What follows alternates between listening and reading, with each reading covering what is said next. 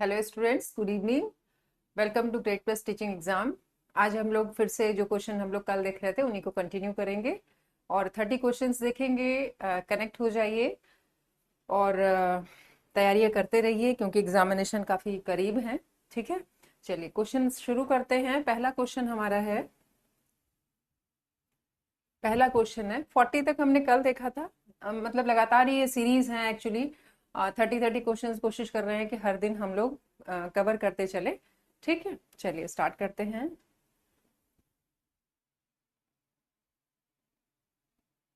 चलिए देखिए, question number है 41। क्या कह रहा है?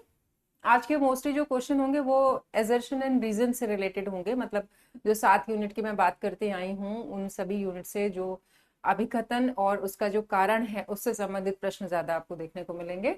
ठीक है, क्वेश्चन 41 देखिए क्या कह रहा है। मधुमक्खियों का वह नृत्य जो अन्य मधुमक्खियों को यह बताता है कि उन्हें रस कहाँ मिलेगा, किसका उदाहरण है? या फिर क्वेश्चन है कि द डांस ऑफ हनी बीज which tells other honey bees where to find nectar is an example of. ठीक है, मतलब उनका जो डांस का मतलब यहाँ से मतलब ये है कि very good evening Kanha Roy and Abdul रब। ठीक है, मतलब यहाँ से कम्युनिकेट करने से मतलब है, कम्युनिकेशन हो रहा है। अगर वो कोई भी ध्वनि निकाल रही हैं तो देखा जाए तो एक कम्युनिकेशन कर रही हैं दूसरी मधुमक्खी से, मतलब संचार हो रहा है अपनी बात को कहना कहीं ना कहीं। तो ये किसका एग्जाम्पल हो जाएगा? मास कम्युनिकेशन का, ग्रुप कम्युनिकेशन का, इंटरपर्सनल कम्युनिकेशन का। इंटरपर्सनल 2 बार शायद लिख गया है, इंट्रापर्सनल है और इंटरपर्सनल है। ठीक है, interpersonal communication and intrapersonal communication. या जन संचार है, समूह संचार है, पारस्परिक संचार है या अंतर व्यक्तिक संचार है। तो किस प्रकार का कम्युनिकेशन ये कहलाएगा? ठीक है, ये बताना है कि किस प्रकार का कम्युनिकेशन होगा। तो बेसिकली ये हो जाएगा आपका समूह संचार या ग्रुप कम्युनिकेशन। ठीक है, मधुमक्खियों के आवाज जो डांस कहा जा रहा है, बेसिकली एक तरीके की ध्वनि वो कहीं ना कहीं निकाल रही होती हैं और कम्युनिकेट कर रही होती हैं। तो इसको ग्रुप कम्युनिकेशन के नाम से जाना जाता है। अगला क्वेश्चन देखिए, क्वेश्चन नंबर है 42। Which of the following pollutant is included in the air quality index in India? निम्नलिखित में से कौन सा प्रदूषक भारत में वायु गुणांक सूचकांक में शामिल है? क्वेश्चन नंबर है 42। Which of the following pollutant, वो प्रदूषक कौन सा है जो कि एयर क्वालिटी इंडेक्स में शामिल है भारत में? कार्बन डाइऑक्साइड है, क्लोरोफ्लोरोकार्बन है, सल्फर डाइऑक्साइड है और मिथेन है। तो कौन सा एग्जाम्पल होगा? क्वेश्चन नंबर है ये आपका 42।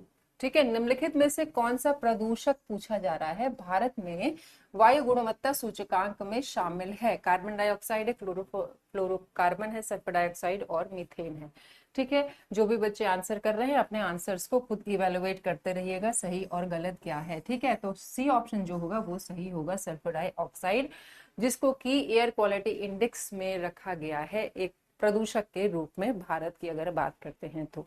ठीक है, अगला क्वेश्चन देखिए। जैसे कि मैंने कहा था, मोस्ट ऑफ जो क्वेश्चंस होंगे आज के वो एजर्शन और रीजन ज्यादा आपको, यही बेसिकली अब जितने भी क्वेश्चन है वो उसमें एजर्शन एंड रीजन आपको देखने को मिलेगा। अभिकथन दिया हुआ है और उसका एक कारण दिया हुआ है, बताना है क्या गलत है और क्या सही है। इस तरीके के बहुत से प्रश्न जो है आपके यूजीसी नेट के एग्जामिनेशन में पूछे जाते हैं। ठीक है, चलिए क्वेश्चन नंबर है 43। क्या कह रहा है अभिकथन कि जनसंख्या नियंत्रण उपाय, ठीक है, जनसंख्या नियंत्रण उपाय पर्यावरणीय क्षरण को रोकने में आवश्यक रूप से सहायक नहीं होते हैं। क्या नहीं होते हैं? मतलब नहीं होते हैं कह रहा है। इसका कारण क्या बताया गया है कि जनसंख्या वृद्धि और पर्यावरणीय क्षरण के बीच संबंध अत्यंत जटिल है।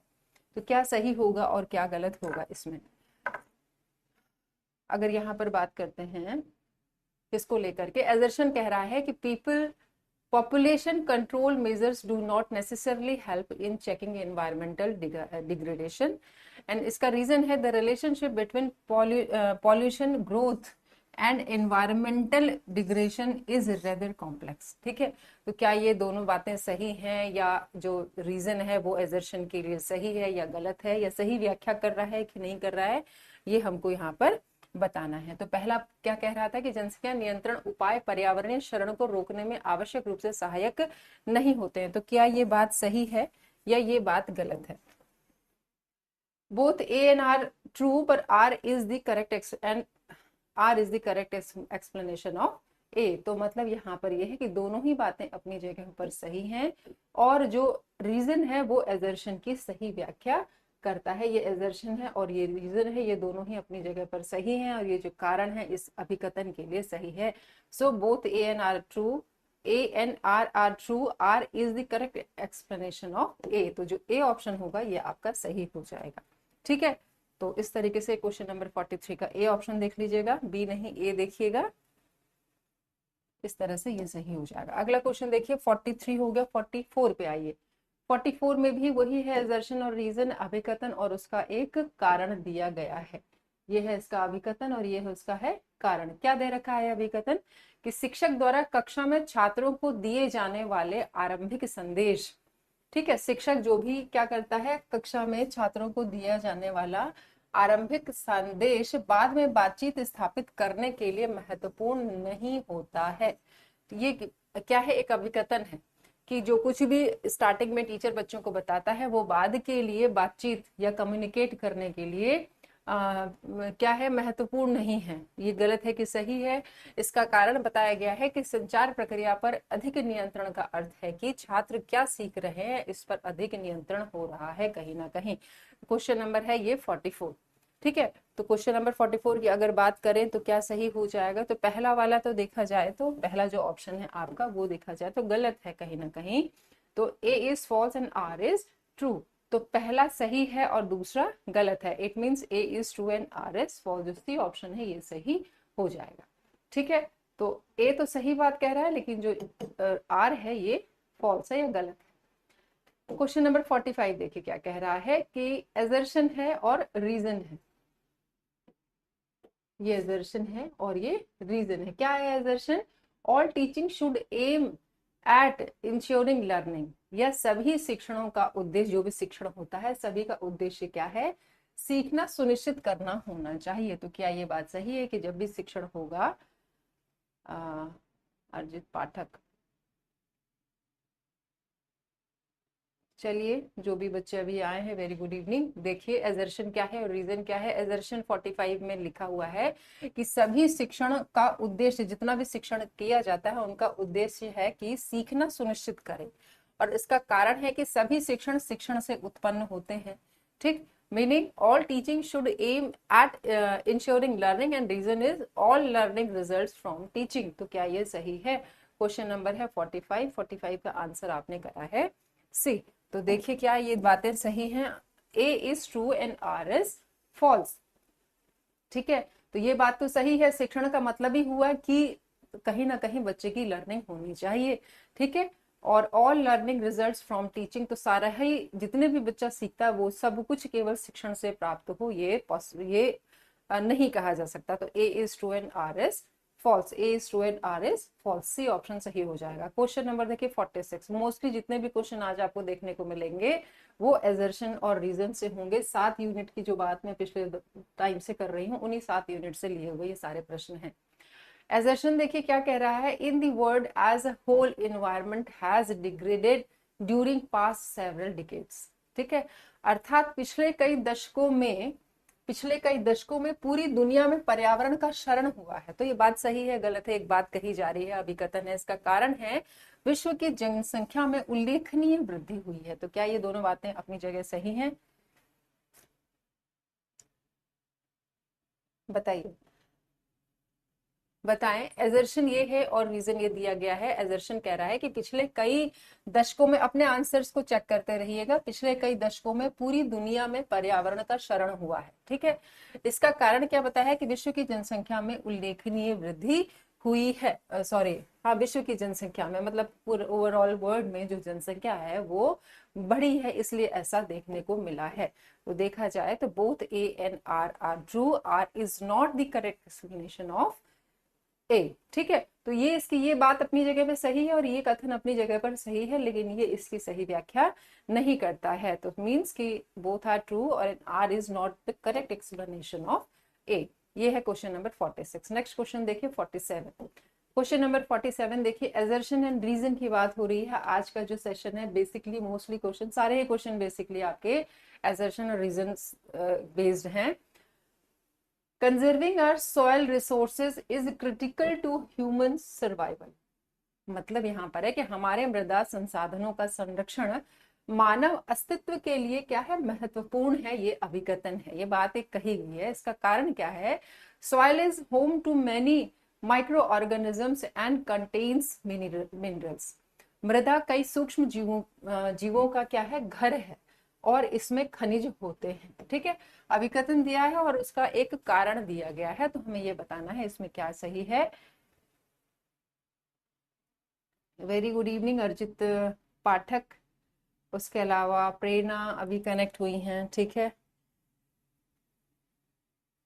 प्रेरणा है, अर्जित है, चलिए ठीक है, वेरी गुड इवनिंग आपको। आप लोग इस बीच इस दौरान मेरे ख्याल में नहीं कनेक्ट हो रहे थे।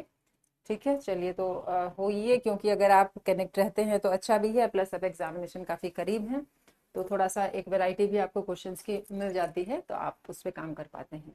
क्वेश्चन नंबर 47 का आंसर क्या हो जाएगा, क्या लिखा है, पहला क्या था कि हमारे मृदा संसाधनों का संरक्षण मानव अस्तित्व के लिए महत्वपूर्ण है, तो बात सही है।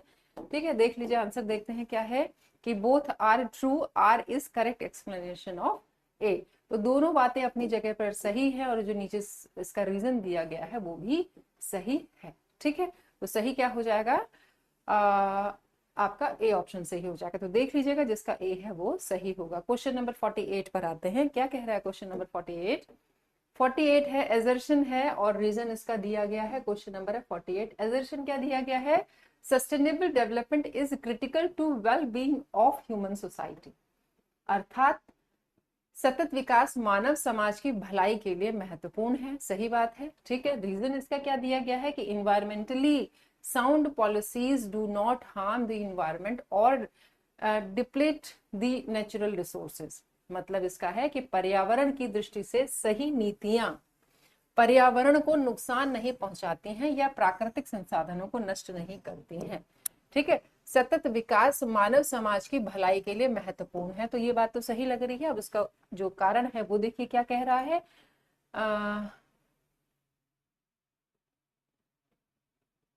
ओके अर्जित पाठक, आप डिस्चार्ज हुए हैं और आप हॉस्पिटलाइज थे, अच्छा भाई, तो ध्यान रखिए, गर्मी भी बहुत है और प्लस आपका एग्जामिनेशन भी करीब है। ठीक है, थोड़ा अपनी हेल्थ का ध्यान रखें और सभी बच्चे ध्यान रखें एक्चुअली। तो ये हो गया आपका क्या है, sustainable development is critical to well being of human society and reason is environmentally sound policies do not harm the environment और डिप्लीट द नेचुरल रिसोर्सेज। तो क्या ये बातें सही है, तो पहला ऑप्शन तो सीधे सीधे देखा जाए तो सही है, उसमें कोई भी ऐसा दो राय नहीं है। Both are true, R is not the correct explanation of A. दोनों अपनी जगह पर बातें सही हैं, लेकिन दूसरा जो है एजर्शन को सही व्याख्या नहीं करता है। तो सही जो आंसर हो जाएगा वो हो जाएगा आपका, क्या हो जाएगा, both A and R are true, R is not the correct explanation of A. ठीक है, तो बी इज करेक्ट, दोनों बातें सही हैं, लेकिन जो रीजन है वो सही व्याख्या नहीं कर रहा है एजर्शन का। क्वेश्चन नंबर देखिए 49 क्या कह रहा है। क्वेश्चन नंबर 49 है, एजर्शन एंड रीजन की बात हो रही है। 49 पे लिखा हुआ है, to communicate well in the classroom is a natural ability. ठीक है, to communicate well in the classroom is a natural ability, या कक्षा में अच्छी तरह से संवाद करना एक स्वाभाविक क्षमता है। ठीक है, ऐसा तो जरूरी नहीं है कि कक्षा में संवाद करना, कोई भी संवाद कर रहा है तो ये एक स्वाभाविक या नेचुरल एबिलिटी है, नहीं होती है सब में ऐसी एबिलिटी। ठीक है, कारण देखिए क्या कह रहा है कि कक्षा में प्रभावी शिक्षण के लिए संचार प्रक्रिया का ज्ञान आवश्यक है, तो ये भी बिल्कुल सही बात है। ये बात तो अपनी जगह सही है, तो कहीं ना कहीं देखिए क्या हो जाएगा, क्या इसका जो good evening Kanha Roy ji, good evening.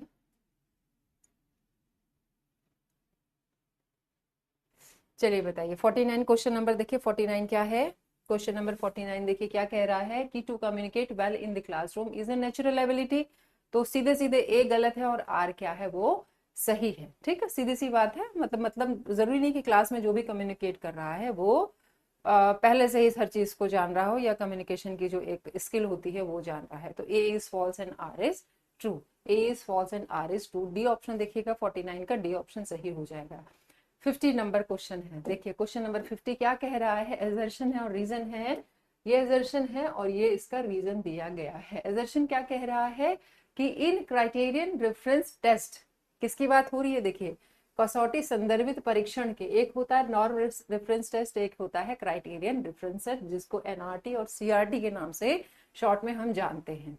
In criterion reference test, a person's score and how the score is graded is not affected by performance level or other criteria। ठीक है, देखिए इसको पढ़िए थोड़ा इत्मीनान से कि क्या लिखा हुआ है। अभिकथन लिखा हुआ है कि कसौटी संदर्भित परीक्षणों में किसी व्यक्ति का स्कोर और स्कोर को कैसे वर्गीकृत किया जाता है प्रदर्शन स्तर या अन्य मानदंडों से प्रभावित नहीं होता है। नहीं लिखा गया है कि ये प्रभावित नहीं होता है। इसका कारण क्या दिया गया है कि कसौटी संदर्भित परीक्षण किसी व्यक्ति के ज्ञान या कौशल की तुलना पूर्व निर्धारित मानक सीखने के लक्ष्य प्रदर्शन स्तर या अन्य मानदंड कोड के खिलाफ काम करते हैं। मतलब उसके हिसाब से नहीं करते हैं, उसके खिलाफ, उसके अगेंस्ट या अपोजिट कह सकते हैं। ठीक है, तो रीजन इसका दिया है criterion reference test compare a person's knowledge और skill against a predetermined standards, learning goal, performance level और other criteria code।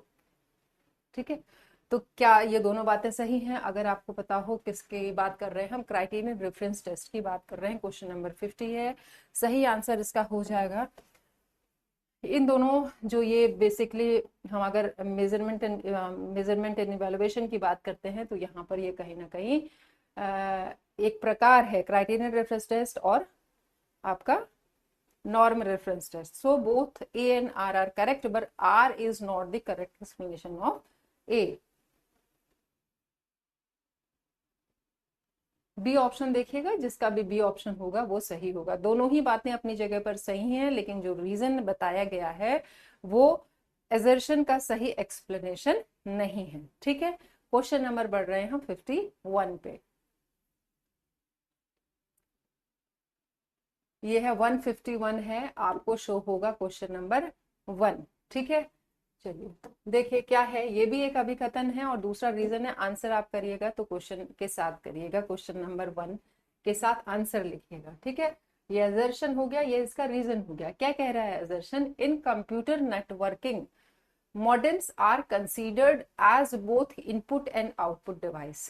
ठीक है, इन computer networking modems are considered as both input and output device। मतलब computer networking में जो modem की बात हो रही है, मॉडेम की, वो इनपुट और आउटपुट डिवाइस दोनों के रूप में जाना माना जाता है।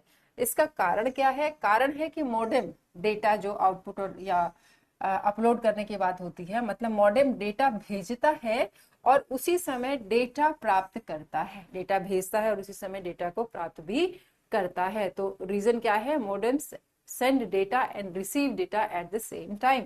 ये क्वेश्चन नंबर है आपका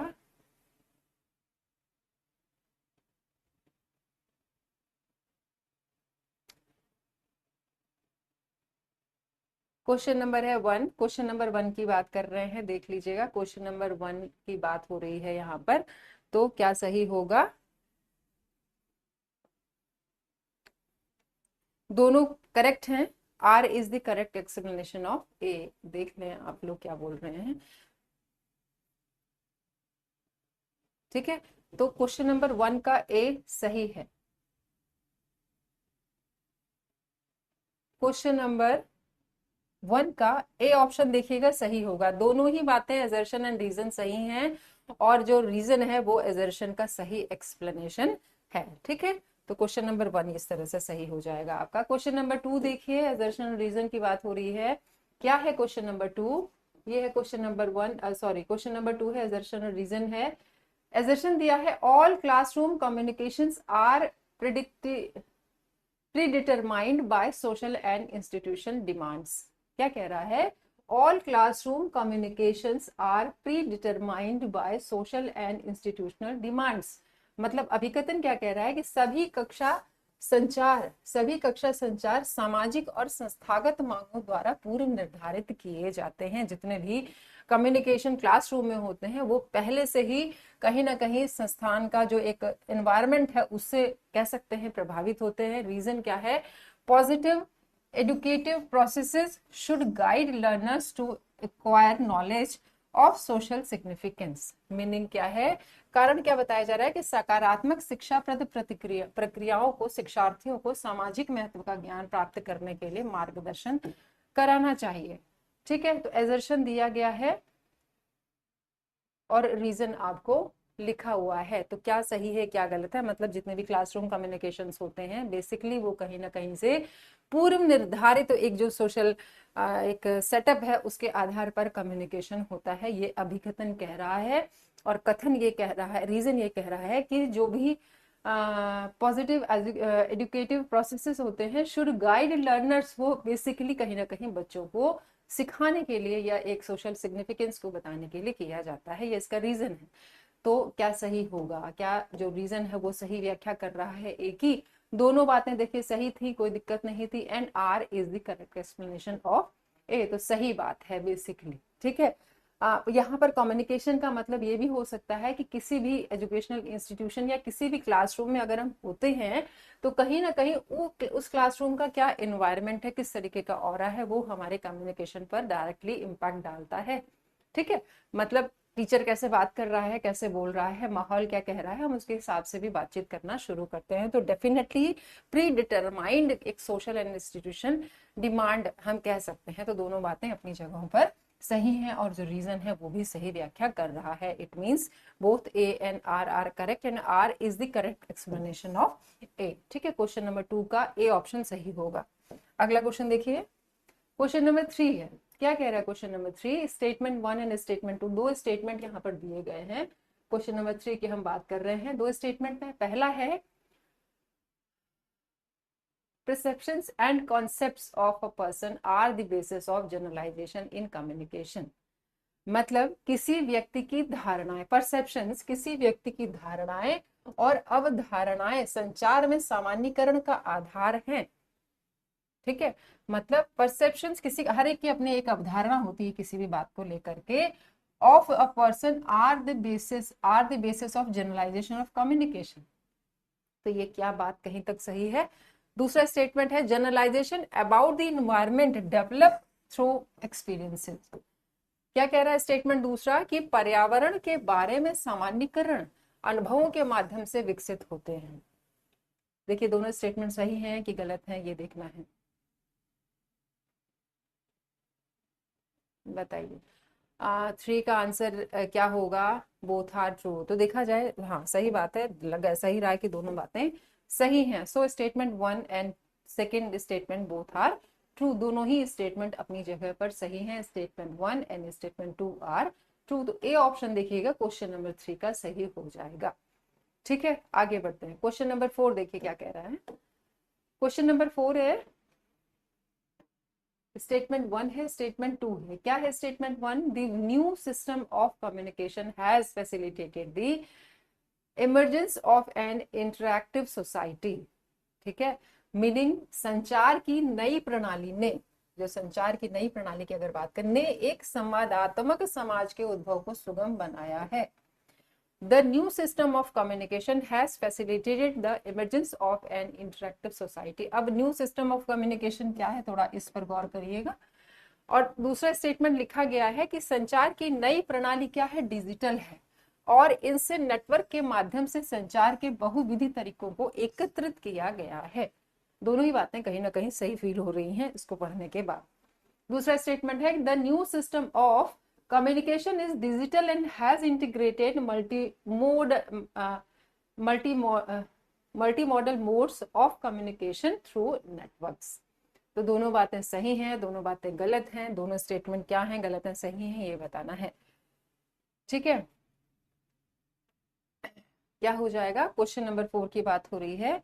क्वेश्चन नंबर 4 का ए बोथ स्टेटमेंट, दोनों ही स्टेटमेंट सही ही लग रहे हैं। ठीक है, देख लेते हैं। So both statements are true, both statement first and second are true, दोनों ही सही हैं। ठीक है, पहला क्या है?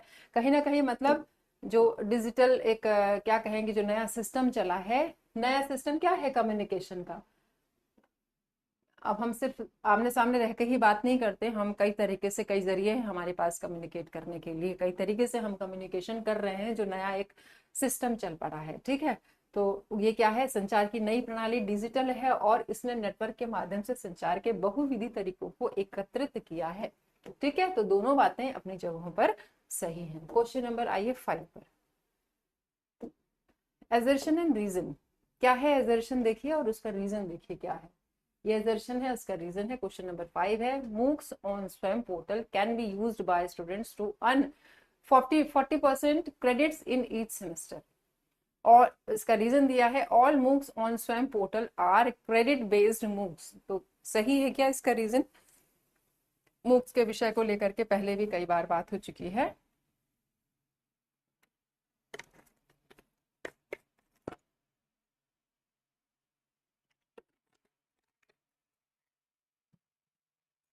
बताइए एजर्शन क्या कह रहा है, या अभिकथन क्या कह रहा है कि स्वयं पोर्टल पर मूक्स का प्रयोग प्रत्येक सेमेस्टर में विद्यार्थियों द्वारा 40% क्रेडिट अर्जित करने के लिए किया जा सकता है। कारण क्या कह रहा है कि स्वयं पोर्टल पर सभी मूक क्रेडिट आधारित मूक होते हैं या हैं। तो दोनों बातें सही हैं या दोनों बातें गलत हैं, ठीक है। एक इंपॉर्टेंट टॉपिक है, A is true but R is false. A is true but R is false देख लीजिएगा, जिसका भी सी ऑप्शन होगा वो सही होगा। तो मतलब ए जो एजर्शन है वो सही है, लेकिन आर जो लिखा गया है वो गलत है।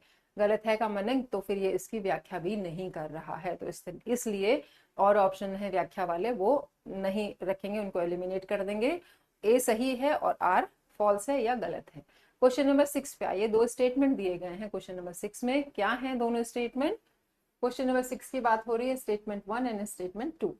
क्या है स्टेटमेंट 1, द स्वयं initiative is an important step towards providing financial and technical support to young startup entrepreneurs। ठीक है, the स्वयं initiative is an important step towards providing financial and technical support to young startup entrepreneurs। ठीक, मतलब स्वयं जो है पहल है एक युवा स्टार्टअप उद्यमियों को वित्तीय और तकनीकी सहायता प्रदान करने की दिशा में एक महत्वपूर्ण कदम है। तो क्या ये सही है स्वयं को लेकर के बात। दूसरा स्टेटमेंट है, the tag line of DigiLocker says my documents any time anywhere, that is my documents any time anywhere.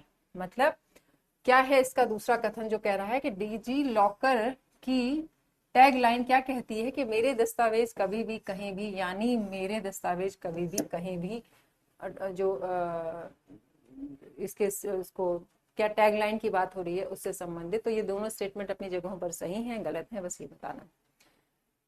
Question number है 6, तो क्वेश्चन नंबर 6 में हाँ ये सही लग रहे हैं दोनों ही स्टेटमेंट, ठीक है। Both statement first and second are false.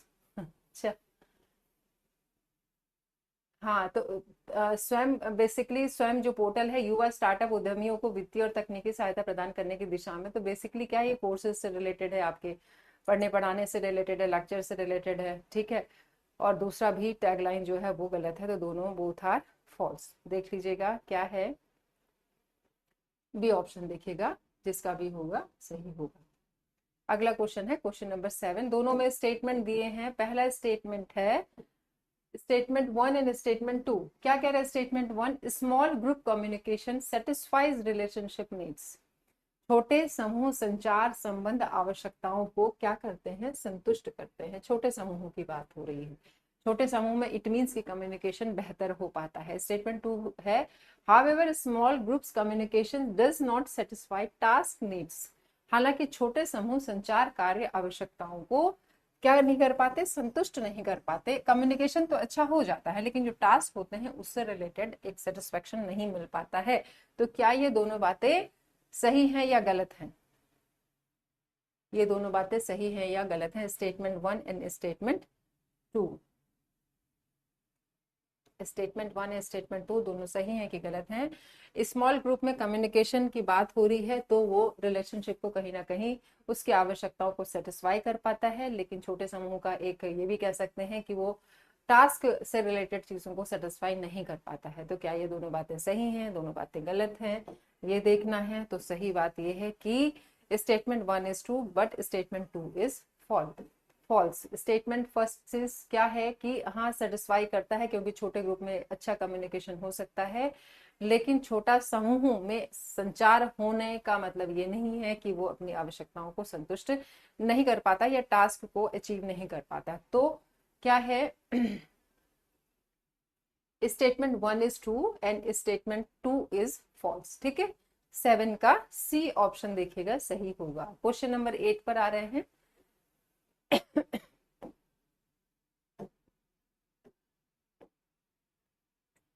Statement 1 and statement 2 दो बातें लिखी गई हैं।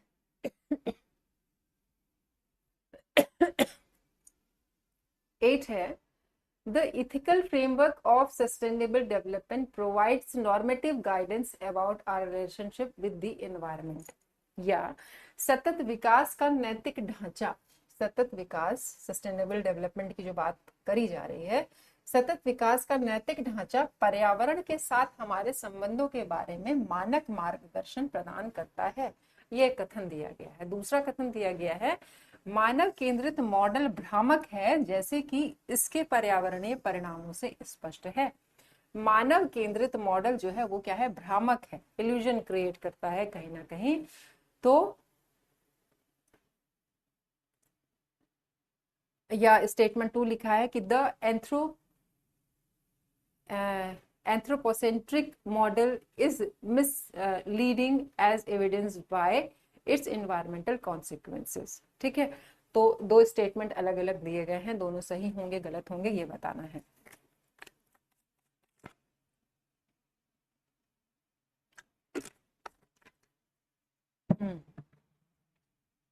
क्या है ये दोनों बातें, देखिएगा, आंसर चेक करते रहिएगा, मैं नहीं देख पा रही हूँ, आप देखें।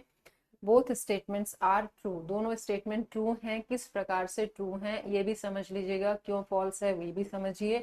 कथन पहला है कि सतत विकास का नैतिक ढांचा पर्यावरण के साथ हमारे संबंधों के लिए मानक मार्गदर्शन प्रदान करता है। सस्टेनेबल डेवलपमेंट गोल की बात हो रही है बेसिकली, तो डेफिनेटली ठीक है। तो ये कहीं ना कहीं पर्यावरण भी इसका एक क्या है, क्षेत्र है। सस्टेनेबल डेवलपमेंट गोल की अगर बात करें तो डेफिनेटली उसके लिए हमको ज्यादा सेंसिटिव बनाता है या उसके प्रति हमें थोड़ा कंफर्टेबल करता है।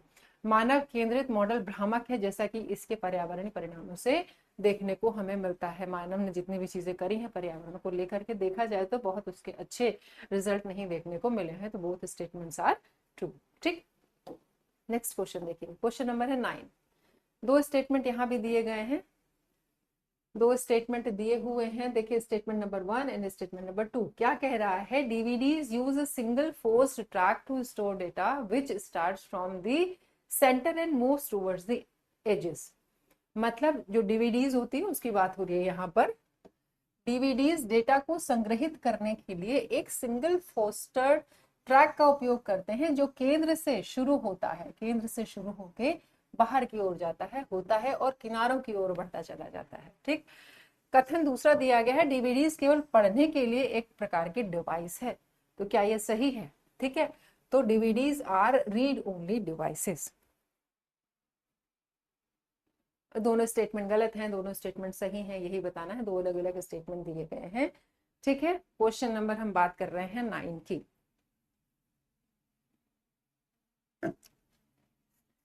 आवाज कम आ रही है, बहुत देर बाद बताई है, पहले बताना चाहिए। चलिए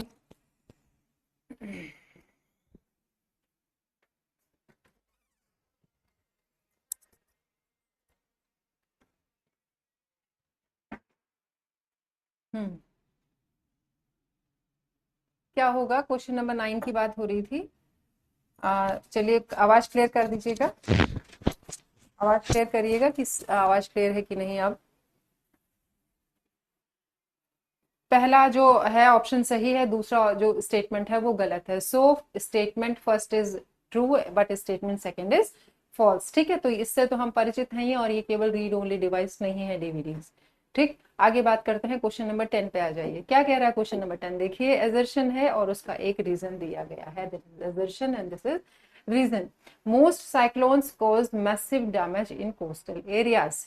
अधिकांश जो चक्रवात होते हैं तटीय क्षेत्रों में भारी क्षति पहुंचाते हैं। तो क्या ये सही है? जो अभिकथन दिया गया है, इसका रीजन है most cyclones increase in energy after landfall. ये अधिकांश चक्रवातों की ऊर्जा भूमि पर पहुंचने के बाद बढ़ जाती है। इसका कारण क्या सही है? ठीक है, तो बस एक अभिकथन दे रखा है और उसका एक कारण दे रखा है, बताना है सही है या दोनों बातें अपनी जगह पर गलत है या सही है। ठीक है, चलिए बताइए। चलिए ठीक है, क्लियर है। तो अब आपकी प्रॉब्लम रहा करे तो स्टार्टिंग में बताया करिए, क्योंकि आधी क्लास तो खत्म ही हो जाती है। चलिए क्वेश्चन नंबर 10 है। क्वेश्चन नंबर 10 देखिए क्या है, एजर्शन और रीजन है। साइक्लोन की बात हो रही है, क्या ये तटीवर्तीय क्षेत्रों में भारी क्षति पहुंचाते हैं, और जब ये आते हैं तो भूमि पर पहुंचने के बाद और ज्यादा तीव्र हो जाती है इनमें ऊर्जा। तो क्या सही होगा क्या गलत होगा, आंसर को चेक करते रहिएगा। क्या है, A is correct but R is not correct. Correct, जब भी कहीं पर बात ये आ रही है कि एक सही है दूसरा गलत है, तो मीनिंग कि इसका इसके कारण से कोई इसका रिलेशन नहीं है। ठीक है, तो कौन सा सही हो जाएगा? आपका सी ऑप्शन देखिए, जिसका भी सी होगा ऑप्शन वो सही होगा। अगला क्वेश्चन देखिए, question number 11, statement 1 and statement 2। Statement 1 and statement 2। पहला स्टेटमेंट देखिए क्या कह रहा है, personal capabilities determine how we manage ourself. या ये दो स्टेटमेंट हैं, personal capabilities determine how we manage ourself, या फिर व्यक्तिगत क्षमताएं, खुद की जो हमारी क्षमताएं हैं, व्यक्तिगत क्षमताएं निर्धारित करती हैं कि हम खुद को कैसे प्रतिबंधित करते हैं या मैनेज करते हैं, बेसिकली खुद को कैसे बैलेंस करते हैं। उसका स्टेटमेंट जो दूसरा दिया गया है, social capabilities determine how we manage relationship. लेकिन जो सामाजिक क्षमताएं होती हैं वो निर्धारित करती हैं कि हम रिश्तों को कैसे मैनेज करते हैं। तो क्या ये दोनों स्टेटमेंट अपनी जगह पर सही हैं? पर्सनल कैपेबिलिटीज ये तय करती हैं कि हम खुद को किस तरीके से प्रतिबंधित या फिर खुद को कैसे मैनेज करते हैं, खुद के दिल दिमाग को कैसे संतुलित करते हैं। और दूसरा जो स्टेटमेंट कह रहा है कि सामाजिक जो क्षमताएं हैं या कैपेबिलिटीज होती हैं किसी भी व्यक्ति की, वो बेसिकली रिश्तों को मैनेज करने का काम करती हैं। तो क्या सही हो जाएगा? 11 है ये। तो क्या ये दोनों बातें अपनी जगह पर सही हैं? देखिए, both statements are correct. Social capabilities भी होंगी, इंसान के ही अंदर होंगी बेसिकली। ठीक है, तो अगर सोशल कैपेबिलिटीज हैं तो सोशल कैपेबिलिटीज बेसिकली हमें हमारे अंदर एक तरह से सामाजिकता को डेवलप करती हैं। सामाजिकता का मतलब सही है कि एक दूसरे के प्रति एक अच्छा बॉन्ड रखना या एक दूसरे के प्रति अच्छा व्यवहार रखना। So both statement first and second are correct. B option देखिएगा सही होगा। ठीक है, आगे बढ़ते हैं। नेक्स्ट क्वेश्चन है क्वेश्चन नंबर 12। क्या है, दो स्टेटमेंट यहाँ भी दिए गए हैं। क्या क्या है दोनों स्टेटमेंट? Statement 1 and statement 2। क्या दिया है, a variable measured at the nominal level can be used in higher level statics if it is transformed. मतलब नाम मात्र या जो नॉमिनल, किसकी बात हो रही है? नॉमिनल लेवल की। नॉमिनल लेवल पर मापे गए चर का उपयोग उच्च स्तरीय सांख्यिकी में किया जा सकता है यदि इसे रूपांतरित किया जाए तो। स्टेटमेंट दूसरा क्या कह रहा है कि the result of the process of transformation is called virtual variable. या फिर दूसरा जो कथन है ये कह रहा है कि परिवर्तन की प्रक्रिया के परिणाम को आभासी चर कहा जाता है। परिवर्तन की प्रक्रिया के परिणाम को आभासी चर कहा जाता है। क्या ये दोनों स्टेटमेंट अपनी जगहों पर सही हैं? क्वेश्चन नंबर है ये 12।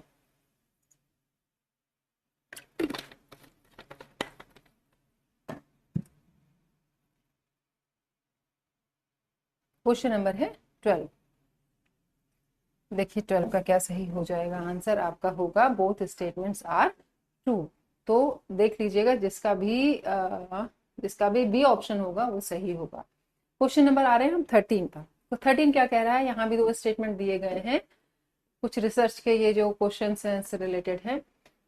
स्टेटमेंट 1 है स्टेटमेंट 2। क्या है? स्टेटमेंट 1 है qualitative data are powerful because they are collected from a highly sensitive social, historical and temporal perspective. या फिर गुणात्मक या जो क्वालिटेटिव डेटा की बात हम कर रहे हैं, गुणात्मक डेटा शक्तिशाली होते हैं क्योंकि उन्हें अत्यधिक संवेदनशील, सामाजिक, ऐतिहासिक और लौकिक दृष्टिकोण से एकत्र किया जाता है ना। मतलब जो गुणात्मक किसकी बात हो रही है, डेटा की बात हो रही है या क्वालिटेटिव डेटा की, तो वो ज्यादा क्या होते हैं, ज्यादा शक्तिशाली होते हैं या पावरफुल होते हैं, क्योंकि उन्हें कई एस्पेक्ट पर सोच के कनेक्ट किया जाता है। स्टेटमेंट 2 है, sensitivity can not be completely removed in the context of qualitative data, या फिर गुणात्मक डेटा के संदर्भ में संवेदनशीलता को पूरी तरह से हटाया नहीं जा सकता है। मतलब पावरफुल होने का मतलब ये हो गया कि कहीं पर संवेदनशीलता नहीं है तो फिर क्या ये चीजें सही हैं? मतलब दोनों बातें अपनी जगहों पर सही हैं, गलत हैं, ये चीज बतानी है। बताएं। क्वेश्चन नंबर 13 देख लीजिए एक बार। 13 का आंसर क्या हो जाएगा? 13 का आंसर आपने सी किया है। देख लेते हैं दोनों चीजें गलत हैं कि सही हैं। अगर हम यहाँ पर बात कर रहे हैं क्वालिटेटिव डेटा की, तो sorry quantitative data, qualitative data, sorry again.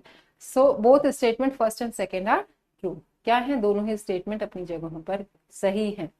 पूरी तरह से संवेदनशील नहीं हो सकता है या उसकी संवेदनशीलता को नहीं हटाया जा सकता है, तो दोनों जो कथन है अपनी जगहों पर सही है। क्वेश्चन नंबर 14 देखिए क्या कह रहा है। 14 में भी स्टेटमेंट दो दिए गए हैं, दो कथन दिए गए हैं। क्या है दोनों कथन अपनी जगह पर? The reactor there reactor is the heart of any nuclear power plant, या रिएक्टर किसी भी परमाणु ऊर्जा संयंत्र का क्या होता है? हृदय होता है।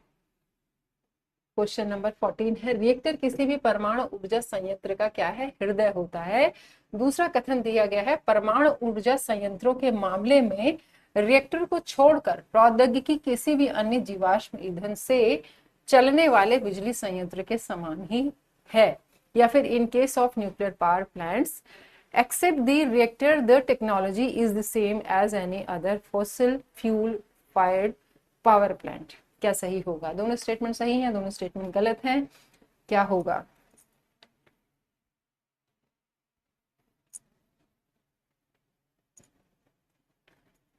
चलिए थोड़ा समय को देखते हुए थोड़ा जल्दी बढ़ जाते हैं। क्या है? Both statement first and second are correct. दोनों ही जो स्टेटमेंट है यहाँ पर सही होंगे। ठीक है, देख लीजिएगा अपने क्वेश्चन, जो आंसर आपने किया है उसको भी टैली कर लीजिएगा। दोनों स्टेटमेंट अपनी जगह पर सही है ये। ठीक है, तो रिएक्टर किसी भी परमाणु ऊर्जा संयंत्र का क्या होता है? हृदय होता है। और परमाणु ऊर्जा संयंत्रों के मामले में रिएक्टर को छोड़कर प्रौद्योगिकी किसी भी अन्य जीवाश्म ईंधन से चलने वाले बिजली संयंत्र के समान ही होती है। तो दोनों स्टेटमेंट क्वेश्चन नंबर 14 में सही होंगे। क्वेश्चन नंबर 15 देखिए क्या कह रहा है। 15 में स्टेटमेंट 1 है, स्टेटमेंट 2 है। यहाँ पे भी दो स्टेटमेंट दिए गए हैं। All potential pollutants are synthetic chemicals, या फिर सभी संभावित प्रदूषक क्या होते हैं? सिंथेटिक रसायन होते हैं। सभी जितने भी संभावित प्रदूषक होते हैं वो सिंथेटिक रसायन होते हैं। दूसरा स्टेटमेंट है, many new pollutants studied without conventional sound have been found to bio accumulate in wildlife and humans, या पारंपरिक ध्वनि के बिना अध्ययन किए गए कई प्रदूषक वन्य जीवों और मनुष्यों के जैव संचयित पाए गए हैं। मनुष्यों में जैव संचयित पाए गए हैं। तो दोनों स्टेटमेंट्स, बेसिकली दो स्टेटमेंट हमें दिए गए हैं। दोनों स्टेटमेंट सही हैं, गलत हैं, बस ये बताना है। क्या हो जाएगा?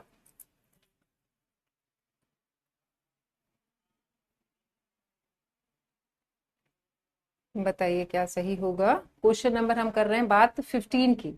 15 पर आ जाइए। मैं डायरेक्ट आंसर पे आ रही हूँ। 15 पर देखिए क्या होगा। Both statements are true. देख लीजिएगा अपने आंसर को, चेक करिएगा। Both statement first and second are true. A option जिसका होगा वो सही होगा। ठीक है, क्वेश्चन नंबर 16 पर आइए। क्या है? एटमॉस्फेरिक स्टेबिलिटी इज, स्टेटमेंट 1 है, atmospheric stability is important because it affects the vertical dispersion of pollution in the air। Statement 2 को भी पढ़िए और इसका आंसर करिए।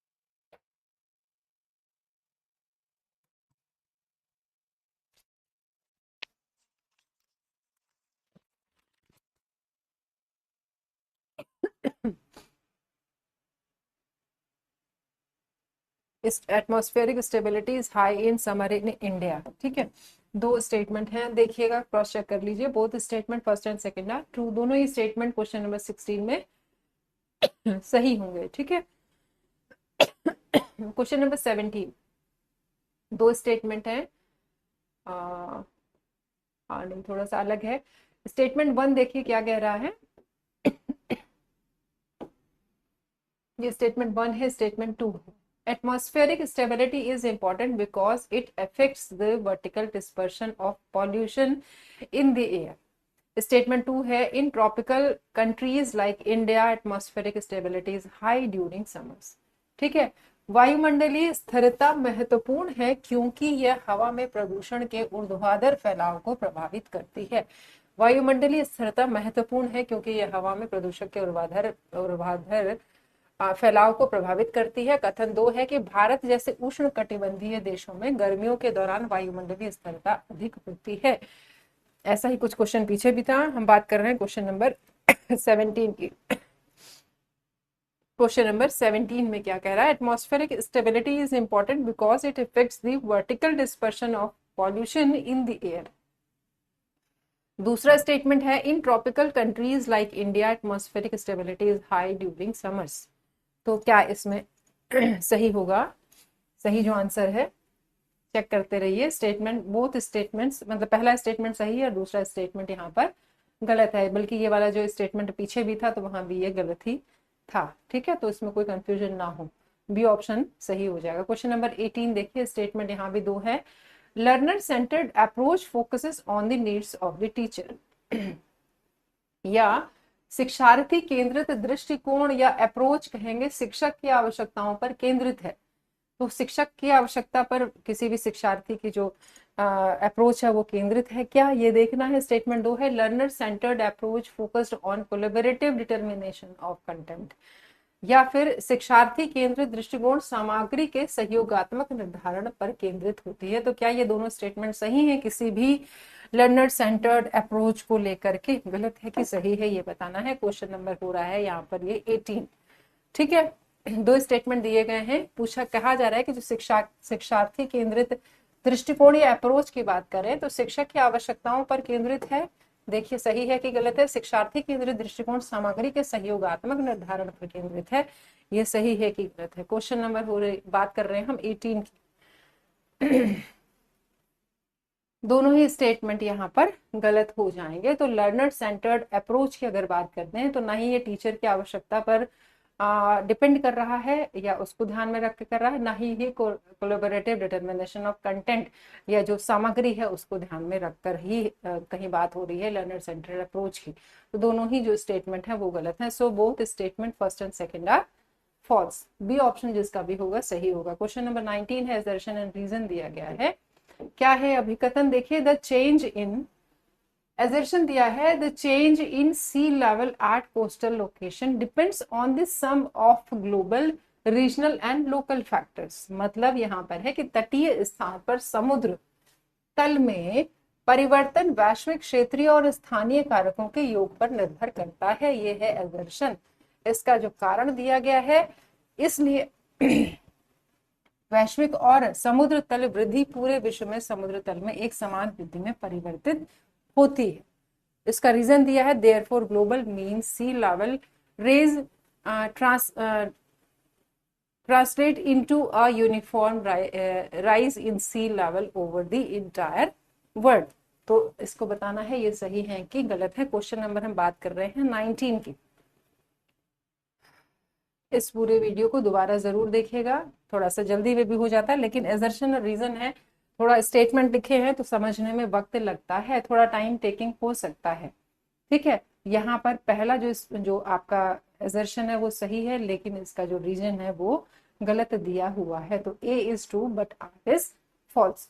आज का आखिरी क्वेश्चन है हमारा, क्वेश्चन नंबर 20। स्टेटमेंट यहाँ पर दो दिए गए हैं, दो स्टेटमेंट हैं, देखिए क्या क्या है दोनों statement. The internet is itself a network and also a model for cyber space relation. दूसरा स्टेटमेंट है, the global interactive technologies enabled by the internet paved the way for the advent of the second media age by the end of the 20th century। क्या कह रहा है question, जो statement 1 and statement 2 है कि internet स्वयं एक network है और साइबर स्पेस संबंधों के लिए एक मॉडल भी है। तो ये सही है क्या? दूसरा, इंटरनेट द्वारा सक्षम वैश्विक इंटरैक्टिव प्रौद्योगिकियों ने 20वीं सदी के अंत तक दूसरे मीडिया युग के आगमन का मार्ग प्रशस्त किया है। तो देखिए ये सही लग रहे हैं क्या दोनों जो हमें स्टेटमेंट दिए गए? ये दोनों ही स्टेटमेंट कहीं ना कहीं सही लग रहे हैं। आंसर देखते हैं। So both statements are true, दोनों ही सही है। कहीं ना कहीं बात हो रही है इंटरनेट की, जोड़ने की, नेटवर्क की, साइबर स्पेस की, तो दोनों ही बातें इससे रिलेटेड जो इन स्टेटमेंट्स में लिखी गई हैं वो सही हैं। ठीक है, चलिए क्वेश्चन नंबर हम लोग पहुंच गए थे 20 पे।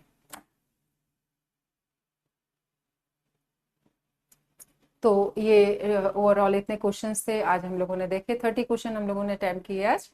और देखिए आप किस स्तर पर हैं, या आप खुद को इवेलुएट करा करिए। जितने भी क्वेश्चंस हम लोग देखते हैं उसमें से कितने क्वेश्चंस आपके सही हो रहे हैं। वीडियो दोबारा से जरूर देखिएगा और इसी तरीके से किसी एक पैटर्न के क्वेश्चंस पे कोशिश करेंगे एक सेशन को लाने की। जैसे आज हम लोग असर्शन रीजन या स्टेटमेंट बेस्ड क्वेश्चन हम लोगों ने देखे थे। ठीक है, तो थैंक्स फॉर द कोऑपरेशन। कल फिर से मुलाकात होती है 9 से 10 टाइम से आप कनेक्ट हो जाइए तो अच्छा रहेगा। Thank you so much and good night.